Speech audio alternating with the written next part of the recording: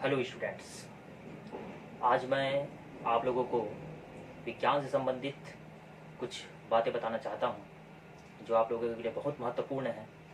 आप लोग थोड़े से समस्या में हैं कि पढ़ाई तो शुरुआत होने वाली है और हम अपनी कॉपी या जिसको हम लोग कहते हैं नोटबुक हम कैसे बनाएं। तो उसके लिए सर्वप्रथम मैं आप लोगों को लेकर चलता हूँ।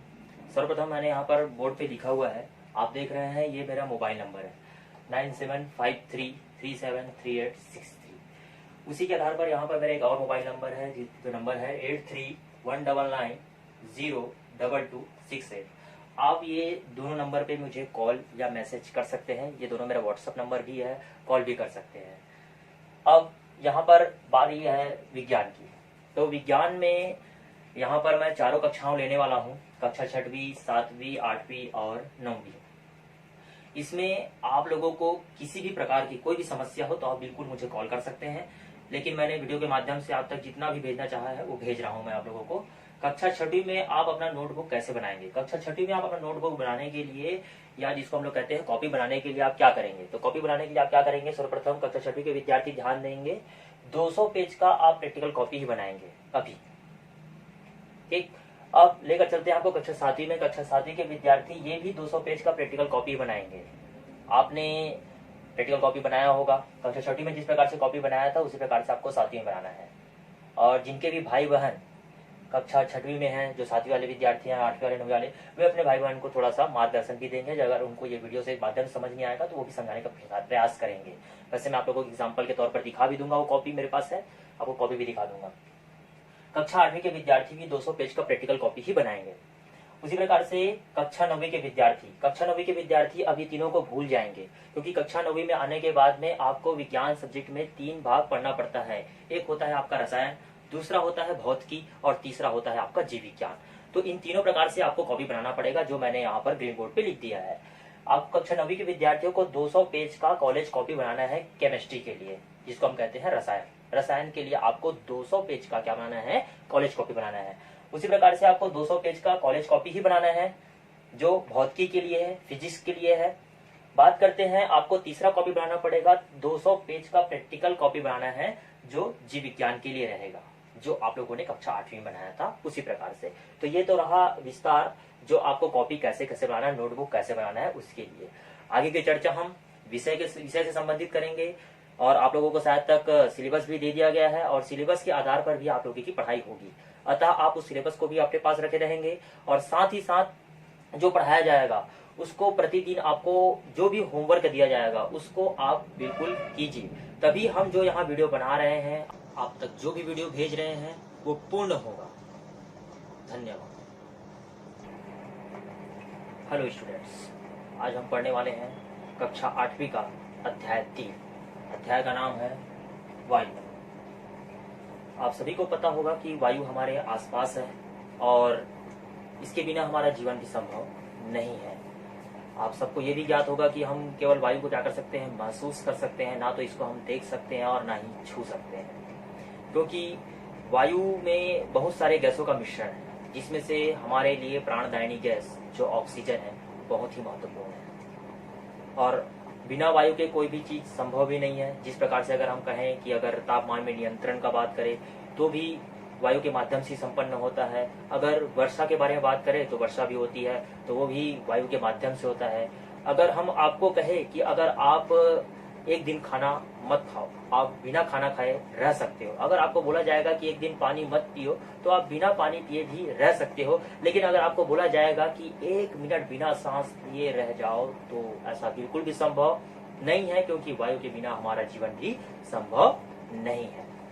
चलिए तो अगला चर्चा करते हैं यहाँ पर वायु के बारे में। वायु कौन कौन सी गैसों का मिश्रण है? तो वायु जो है वो निम्नलिखित गैसों का मिश्रण है। सबसे प्रथम यहाँ पर लिखा हुआ है नाइट्रोजन जो है N2, जिसका प्रतिशत मात्रा है 78%। दूसरा नंबर जो दिया गया है वो ऑक्सीजन O2 का प्रतिशत मात्रा जो दिया गया है 21%। अगला बात करते हैं इसमें आर्गन का जो सूत्र है वो है Ar और इसका जो प्रतिशत मात्रा है वो है 0.9%। बात करते हैं कार्बन डाइऑक्साइड, जिसका सूत्र है CO2। इसका प्रतिशत मात्रा है 0.03%। अगला जो बात करते हैं वो दिया गया है जल वाष्प, इसका जो प्रतिशत मात्रा है वो है 0.04%। और बाकी जो है सल्फर डाइऑक्साइड और जो अन्य गैसें हैं वो वायु में मिश्रित रहते हैं। तो इस प्रकार से और जो अन्य गैसें हैं वो वायु में मिश्रित रहते हैं। लेकिन ये आपके अध्याय में सबसे पहला क्वेश्चन दिया गया है, जो प्रश्न है वायु कौन कौन सी गैसों का मिश्रण है। तो आप आंसर क्या लिखेंगे, वायु निम्नलिखित गैसों का मिश्रण है। पहला नंबर नाइट्रोजन 78%, साथ में उसका सूत्र भी लगाएंगे N2 करके। दूसरा नंबर दिया गया है ऑक्सीजन, ये है O2, इसका प्रतिशत मात्रा है 21%। तीसरा नंबर है आर्गन AR 0.9%।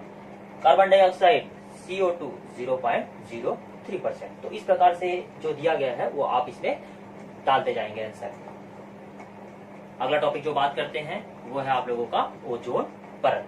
चलिए ओजोन परत, तो अगला जो टॉपिक है उस चर्चा कर रहे हैं हम लोग, इस पर चर्चा कर रहे हैं ओजोन परत। क्या होता है ओजोन परत, इसके बारे में चर्चा कर रहे हैं। तो सबसे पहले बात करते हैं पृथ्वी की सतह से, ये पृथ्वी की सतह है, पृथ्वी की सतह से 16 से 23 किलोमीटर की ऊंचाई पर, ठीक है, 16 से 23 किलोमीटर की ऊंचाई पर एक परत पाई जाती है जिसे हम क्या कहते हैं, ओजोन परत। बहुत इजी रूप में समझा रहा हूं आप लोगों को, ठीक है। ये पृथ्वी की सतह है, पृथ्वी की सतह से 16 से 23 किलोमीटर की ऊंचाई पर एक परत पाई जाती है जिसे हम क्या कहते हैं, ओजोन परत कहते हैं। ये ऑक्सीजन के 3 परमाणुओं के साथ संयोग करके बनता है, इसे हम O3 से डोनेट करते हैं। ऑक्सीजन के 3 परमाणु के साथ क्या करता है, संयोग करके बनता है, जिसे हम O3 से डोनेट करते हैं। ये ओजोन का सूत्र है O3। ये क्या काम करता है, ये सूर्य से आने वाली जो हानिकारक जो पराबैंगनी विकिरणें होती है उसको पृथ्वी पर आने से क्या करता है, रोकता है। और पृथ्वी पर आने से रोक रहा है मतलब यहाँ पर जितने भी जीवधारी हैं, मनुष्यगण है, मतलब उनकी त्वचा का कैंसर रोग होने से क्या करता है, ये बचाव करता है। तो ये बहुत ही हमारे मतलब बोलना चाहिए पृथ्वी के लिए, क्या बोलना चाहिए, सुरक्षा कवच है, बॉडीगार्ड है हमारी पृथ्वी के लिए। जो सूर्य से आने वाली जो हानिकारक जो अल्ट्रावायलेट रेज है, यूवी रेज है, उसको हमारे पृथ्वी पर आने से क्या करता है, रोकता है, जिसे त्वचा के कैंसर जो रोग है उससे हमको क्या करता है, बचाव होता है। चलिए तो अगले टॉपिक की ओर बढ़ते हैं, ऑक्सीजन बनाने की प्रयोगशाला विधि। हम यहाँ पर लिखेंगे O2 बनाने की प्रयोगशाला विधि। अब O2 बनाने की प्रयोगशाला विधि, तो इसमें सर्वप्रथम जब भी आप प्रयोगशाला विधि पढ़ रहे हैं तो उसमें हमको नियम कानून के तहत चलना पड़ता है, जिससे हमको, क्योंकि ये क्वेश्चन जो आता है वो 5 नंबर या 6 नंबर का आता है, तो उसको अगर हम सिस्टमेटिक टाइप से लिखेंगे तो उसमें हमको 5 में 5 या 6 में 6 भी मिल सकता है। उसके लिखने का तरीका बताते हुए साथ साथ मैं आप लोग को समझाते हुए भी चलूंगा। सर्वप्रथम अपने को यहाँ पर चलना है उद्देश्य पर, क्योंकि हम यहाँ पर प्रयोगशाला विधि पढ़ रहे हैं, इसलिए सबसे पहले उद्देश्य पर जाएंगे। और उद्देश्य हम यहाँ पर लिखेंगे कि प्रयोगशाला में ऑक्सीजन गैस तैयार करना है। क्या लिखना है हमें, प्रयोगशाला में ऑक्सीजन गैस तैयार करना है। तो हमने तो ये लिख दिया यहाँ पर ऑक्सीजन, प्रयोगशाला में ऑक्सीजन गैस तैयार करना है। अब उसके बाद हमें चलना है यहाँ पर आवश्यक सामग्री पर। कहाँ चलना है, आवश्यक सामग्री पर, क्योंकि हम प्रयोगशाला विधि पढ़ रहे हैं तो उसमें हमें क्या क्या आवश्यक सामग्री लेना पड़ेगा। जिस प्रकार से आप घर में कोई खीर बनाते हो तो उसमें हमें क्या क्या आवश्यक सामग्री लगती है वो हम लेते हैं। उसी प्रकार से यहाँ पर हम क्या बना रहे हैं, O2 बनाने की विधि, मतलब ऑक्सीजन बनाने की प्रयोगशाला विधि, या इसी को कहते हैं प्राणदायिनी गैस बनाने की प्रयोगशाला विधि का वर्णन कीजिए। ऐसे क्वेश्चन आते हैं। तो यहाँ पर आपने उद्देश्य बता दिया। अब उद्देश्य के बाद में आवश्यक सामग्री, तो आवश्यक सामग्री में आपको क्या करना है, सबसे पहले आपको लेना है स्टैंड लेना है। स्टैंड लेने के बाद में आपको लेना है 2 मोटे कांच की परखनली भी लेना है। मोटे कांच की परखनली लेने के बाद में आपको लेना है वहां पर पोटेशियम परमैंगनेट, जो कि बहुत ही आवश्यक है। और आपको लेना है बर्नर लेना है, क्योंकि उसको गर्म करना है इसलिए। उसके बाद आपको लेना है वहां पर मुड़ी हुई कांच की नली ले सकते हैं, या फिर आप लोग वहां पर कार्क भी ले सकते हैं। और कार्क के साथ में आपको एक छिद्र वाला कार्क भी लेना है, साथ ही साथ आपको मुड़ी हुई नली भी लेना है। और उसके बाद आपको 2 परखनली भी लेना है, मोटे कांच की परखनली भी लेना है, माचिस भी लेना है, और टब भी लेना है, और पानी भी लेना है। तो इस प्रकार से ऐसे बहुत सारे आवश्यक सामग्री है, आपके बुक में भी दिया गया है, उसको आप लोग एक बार डिटेल में और पढ़ लेना। तो आवश्यक सामग्री लेने के बाद में जो महत्वपूर्ण है उसको तो मैंने बता दिया है ना, और जो बुक में दिया उसको आप लोग पढ़ेंगे भी। तो आवश्यक सामग्री ये ले लिया हम लोगों ने। अब उसके बाद हमको चलना है यहाँ पर प्रयोग विधि में। कहाँ चलना है? प्रयोग विधि में। प्रयोग विधि में जाएंगे तो प्रयोग विधि में सर्वप्रथम हमको स्टार्ट करना है कि क्या क्या करेंगे और कैसे कैसे करेंगे जिससे कि क्या तैयार हो जाए? ऑक्सीजन गैस तैयार हो जाए। तो सबसे पहले हम यहाँ पर लेंगे एक मोटे कांच की परत नली। क्या लेंगे? एक मोटे कांच की परत नली लेते हैं और उसमें एक छिद्र वाला कार्क लगा देते हैं। ये मोटे कांच की परत नली है और एक छिद्र वाला हमने क्या कर दिया? उसमें कार्क लगा दिया। ये कार्क लगा, एक छिद्र वाला लगा हुआ है, ठीक है। अब उसमें हम क्या डालेंगे? पोटेशियम परमैंगनेट डालेंगे। क्या डालेंगे? पोटेशियम परमैंगनेट डाल देते हैं और इसे हम क्या करते हैं? स्टैंड की सहायता से क्या कर देते हैं? लटका देते हैं। ये स्टैंड की सहायता से क्या हो गया? ये लटक गया। स्टैंड की सहायता से लटकाने के बाद में इसके नीचे आपको क्या करना है? बर्नर लेना है। क्या लेना है? बर्नर लेना है, या मोमबत्ती की सहायता से आप गर्म कर सकते हो। ये ले लिया। उसके बाद जो मुड़ी हुई यहाँ पर एक नली आप लोगों ने लिया था, जो रबर की नली थी या मुड़ी हुई नली थी, उसको लेना है। और उसको लेने के बाद में जो आप लोगों ने टब में, है ना, पानी से भरे जो टब है उसके अंदर उल्टी रखी जो परख नली है, ये उल्टी रखी जो परख नली है जिसको कांच के माध्यम से बना हुआ है, ये उल्टी रखी हुई परख नली के अंदर क्या कर देना है? इसको जोड़ देना है। उसके बाद जैसे ही हम बर्नर को ऑन करते हैं या स्टार्ट करते हैं, ये गर्म होगा और गर्म होने के बाद इसके अंदर एक रासायनिक क्रिया होगी और रासायनिक क्रिया के दौरान इसमें से एक गैस निकलेगा और वो गैस जाएगा कहाँ? परख नली के अंदर। और ये परख नली के अंदर कौन सा गैस रहेगा? O2 gas. अब हमको कैसे पता रहेगा कि वो O2 गैस है? तो इसको पता करने के लिए हम क्या करेंगे? इसे हम अंगूठे की सहायता से दबाकर क्या करेंगे? बाहर निकालेंगे। ये अंगूठे की सहायता से दबाकर हमने क्या करके इसको बाहर निकाल दिया।